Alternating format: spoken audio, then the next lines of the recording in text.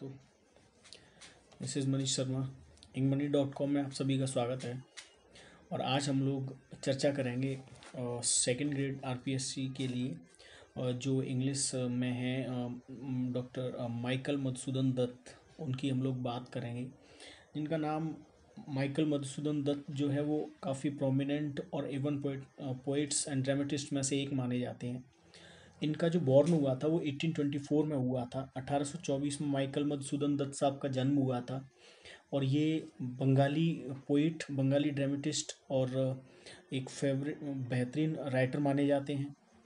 ये एक्चुअली इनका जो ओरिजिनल है वो इंडियन बंगाली है और लेटर ये शिफ्ट हो गए थे, तो ये ब्रिटिश इंडियन राइटर्स में से एक माने जाते हैं। और इनकी जो इंडियन इंग्लिश में शुरुआत मानी जाती है, अगर हम इंडियन राइटर्स की बात करें या इंडियन इंग्लिश राइटिंग की बात करें, तो माइकल मधुसूदन दत्त साहब की राइटिंग से ही इसकी शुरुआत मानी जाती है। भारत में इंग्लिश राइटिंग की शुरुआत मोस्टली 20वीं सेंचुरी की ही मानी जाती है, 20वीं शताब्दी में।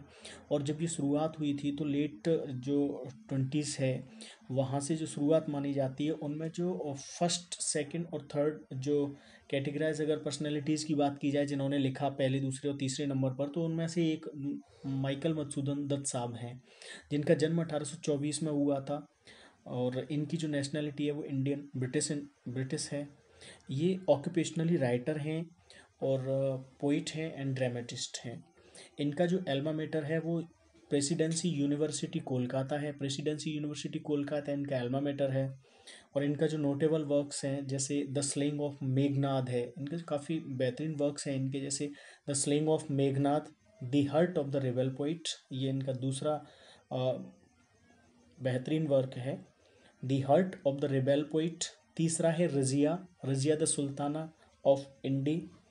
और तीसरा है द कैप्टिव लेडी।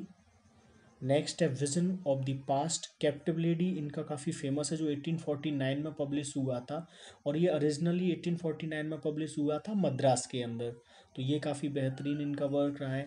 इसके बाद the vision of the past है, सोनेट्स एंड अदर पोइम्स हैं, किंग परुस है, और एक है माया कन्नन। माया कन्नन वॉज रिटन इन 1872। 1872 में माया कन्नन को इन्होंने पब्लिश कराया था।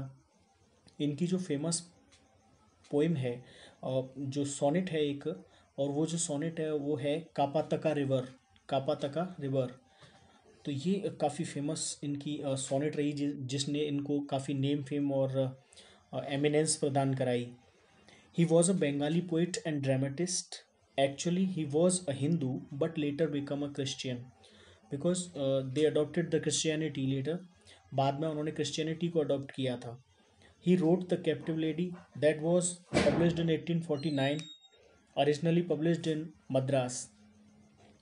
इनके लिए ही श्री अरविंद साहब ने एक बार कहा था about this poet, the God himself took up thy pen and wrote. The God himself took up thy pen and wrote, यानी कि भगवान ने स्वयं आपकी कलम उठाई और लिखा। यानी कि ये इतने एमिनेंट राइटर थे कि इन्होंने जो लिखा, इनकी राइटिंग ने इन्हें काफ़ी फेमस प्रसिद्धि दिलाई। और ये कुछ ऐसे राइटर्स होते हैं जिनको कहा जाता है ना गॉड गिफ्टेड, ये उनमें से ही एक हैं। He was died in 1873। 1873 में इनकी डेथ हुई थी, जब इनकी एज थी एज ऑफ 49। जब उनकी एज थी 49 ईयर, 49 वर्ष की उम्र थी इनकी।